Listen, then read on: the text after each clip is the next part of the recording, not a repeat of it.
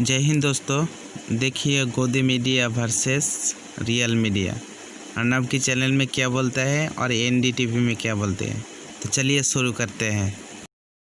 रिया चक्रवर्ती की गिरफ्तारी क्या इसलिए की गई ताकि न्यूज चैनलों को तमाशा बनाने का मौका मिले?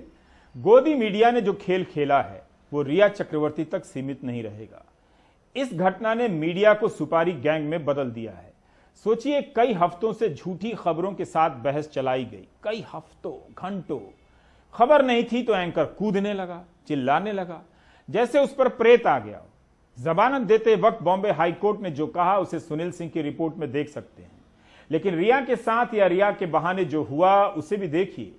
चैनलों को लगाकर किसी भी नागरिक को घेरा जा सकता है, अब उसे बदनाम किया जा सकता है और जेल तक भिजवाया जा सकता है।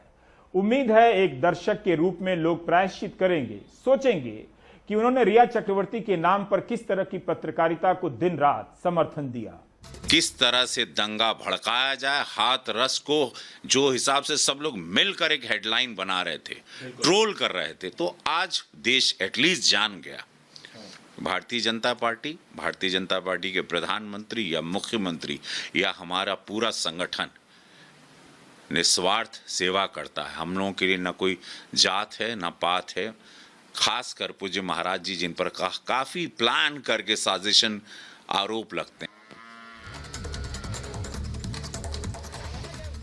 तो देखिए, रिपब्लिक भारत नहीं होता तो ये सच सामने नहीं आता। ये यहाँ पर रवि किशन भी कह रहे हैं, यहाँ के लोग भी यही कह रहे हैं कि ये वो चैनल है जो सच्ची बात करता है। रिपब्लिक भारत सच्ची बात करता है, बिना डरे बात करता है, निर्भीकता के साथ पत्रकारिता करता है। और यही वजह थी कि हाथरस का ये सच जिस पर पर्दा डालने की कोशिश की जा रही थी, वो मीडिया जो यहाँ पर आके खास प्रोपेगेंडा चला रहा था, वो जब अब बेनकाब हुआ है, अब इसकी सच्चाई सामने आई, तो लोग भी कह रहे हैं कि ये बहुत बड़ी बात है। जितेंद्र मेरे साथ जुड़े हुए, जितेंद्र, यहाँ के जो लोग हैं वो धरने पर बैठ गए। वो कह रहे हैं राहुल गांधी अब तक क्यों नहीं बोल रहे? राहुल गांधी, क्या आपकी चुप्पी सहमति है? यहाँ के तो लोगों ने कह दिया है कि हम धरने पर तब तक बैठेंगे जब तक राहुल गांधी बोलेंगे नहीं। जब तक राहुल गांधी नहीं आएंगे तब तक धरना जारी रहेगा। हाथरस को लेकर रिपब्लिक भारत ने सबसे बड़ा खुलासा किया है और लोगों के बीच में कितना गुस्सा है वो आपके सामने हम देख रहे हैं कि सुबह से ही आप लोगों से बात कर रही हैं तो किस तरीके से उनकी भावना निकल कर सामने आ रही है, क्योंकि ये वो साजिश थी जो इनके गांव को जलाने की साजिश थी, यहाँ के लोगों को मारने की साजिश थी, उनको भड़काने की साजिश थी, जाति हिंसा फैलाने की साजिश थी, तो वो कहीं ना कहीं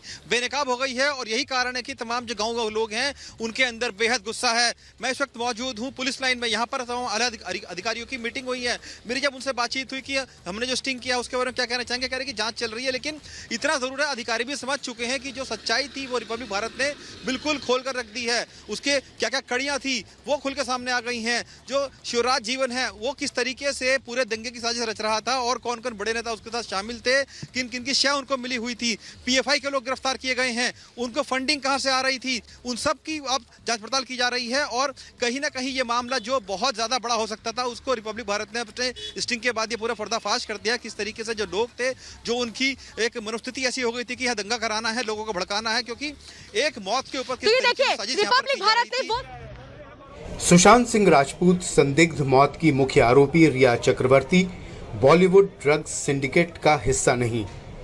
बॉम्बे हाई कोर्ट के जस्टिस सारंग कोतवाल ने अहम फैसला सुनाते हुए रिया चक्रवर्ती के साथ ही दीपेश सावंत और सैमुअल मिरांडा को जमानत दे दी। हमारा कोर्ट के सामने यही आर्गुमेंट था या यही दलील दिए थे कि वो फाइनेंसिंग में, उनका एलिगेशन भी नहीं है कि वो फाइनेंसिंग परचेसर और सेलर है। उनका काम खाली था कि कहीं भी से भी पार्सल उनको बोला जाए जाके कलेक्ट कर लो तो वो कलेक्ट करते थे। अदालत ने कहा कि रिया की पहली पेशी में भी एनसीबी ने रिमांड नहीं मांगी थी। इसका मतलब उसने जांच में सहयोग किया था और एजेंसी उसके जवाबों से संतुष्ट थी। ड्रग्स लेने के लिए दूसरों को पैसे देने का मतलब उसे फाइनेंस करना नहीं है। रिया के खिलाफ पहले से कोई आपराधिक मामला दर्ज नहीं है। उसने ड्रग्स बेचकर कोई मुनाफा नहीं कमाया। वो ड्रग्स डीलरों की कड़ी का हिस्सा भी नहीं है।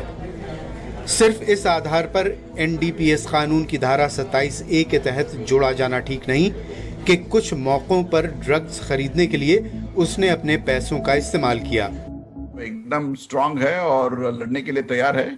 जिन्होंने भी उसको तकलीफ दी है उनके पीछे हो जाएगी, जरूर जाएगी। जाहिर है 14 जून को सुशांत सिंह राजपूत की मौत के बाद से ही आरोपों के घेरे में रही रिया चक्रवर्ती के लिए ये बड़ी राहत की बात है। लेकिन उनके भाई शौविक चक्रवर्ती को अभी जेल में ही रहना होगा, क्योंकि अदालत ने शौविक और अब्दुल बासित की जमानत अर्जी खारिज कर दी।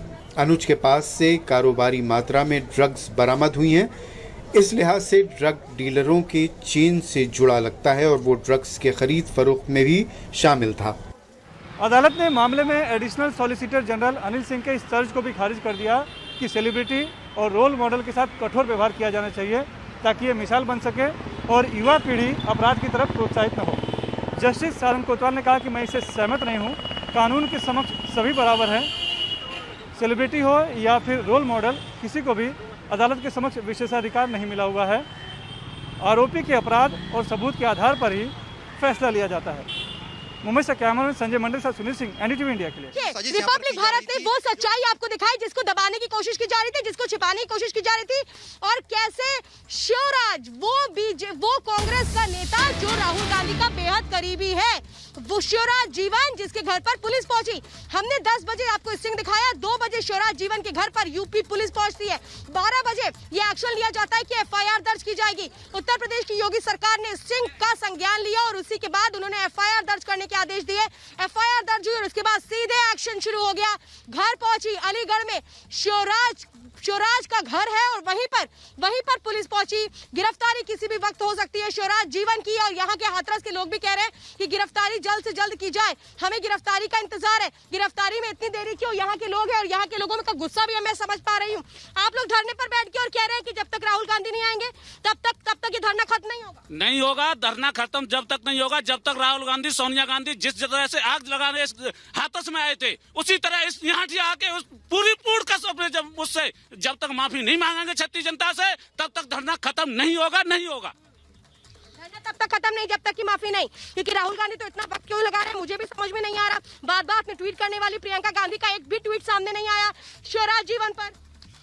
शिवराज जीवन ने पूरी आग लगाई है। यहाँ पूछ रहे थे, शिवराज जीवन ने बताऊं बात आग लगाई है, एक रावण सेना ने आग लगाई है। कोशिश थी, लेकिन आप लोगों की समझदारी काम आ गई। समझदारी जब तक हम धरने पे मौजूद रहेंगे, जब तक राहुल गांधी आके हमसे माफी नहीं मांगेंगे। हमारा क्षेत्र अगर डील नहीं करता तो यहाँ बहुत बड़ा दंगा होता। यहाँ के क्षत्रिय समाज ने आपस में एकजुट होकर इस दंगे को रोका है। शिवराज जीवन ने तो अपना दंगा कराने का पूरा काम कर दिया। देखिए, लोगों की बात है, लोगों की जुबानी है, लोगों का कहना है कि कैसे शिवराज जीवन ने तो पूरी कोशिश कर ली थी और वो आज कैमरे पर भी हमारे सामने आ गया। अमित चौधरी जो वहां पर गए, जब उन्होंने बात की तब एक एक तस्वीर सामने निकल कर आ गई और इसी पर अब लोगों का गुस्सा भी है, इसी पर प्रतिक्रिया भी सामने आ रही है। वो भी जरा आपको सुनते हैं। रिपब्लिक भारत के स्टिंग ऑपरेशन के बाद अब क्या कुछ कह रहा है पूरा देश। तो देखा दोस्तों आप लोगों ने, अब आप लोगों को ही डिसाइड करना है कि गोदी मीडिया देखना है आपको या रियल मीडिया। जय हिंद।